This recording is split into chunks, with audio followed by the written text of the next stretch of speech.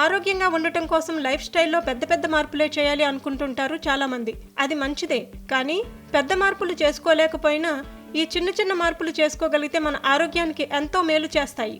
అవేంటో నిపుణులు ఏమంటున్నారో ఇప్పుడు చూద్దాం. భోజనంతో పాటు ఓ పండు మన ఆరోగ్యానికి ఎంతో మేలు చేస్తుందంటున్నారు ఆరోగ్య నిపుణులు.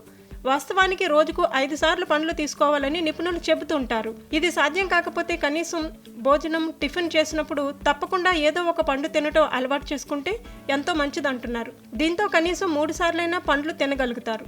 పండ్లలోని పీచు, యాంటీ ఆక్సిడెంట్లు, పోషకాల వంటివి గుండె జబ్బులు, మధుమేహం, కొన్ని రకాల క్యాన్సర్ల ముప్పు తగ్గేలా చేస్తాయి. వీపులకు, భుజాలకు తగిలించుకునే సంచులను ఎప్పటికప్పుడు చెక్ చేసుకుంటూ ఉండండి. అవసరం లేని వాటిని వెంటనే తీసేయండి. ఇలాంటి వాటి బరువు మన శరీర బరువులో 10% కన్నా మించకుండా చూసుకోవాలి. దీనివల్ల మెడ, వెన్ను, భుజం నొప్పుల బారిన పడకుండా కాపాడుకోవచ్చు.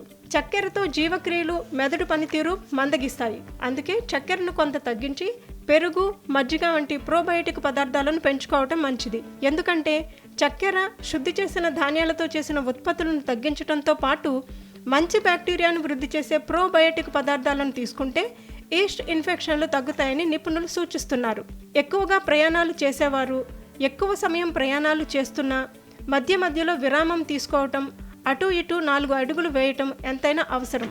దీనివల్ల కాలి సిరల్లో రక్తం గడ్డలు కట్టకుండా చూసుకోవచ్చు. ఒక కాలును వెనక్కి జరిపి రెండో కాలును చిన్నపాటి ఎత్తు మీద పెట్టి శరీరాన్ని ముందుకు సాగదీసే ప్రయత్నం చేసినా మంచిదే అంటున్నారు.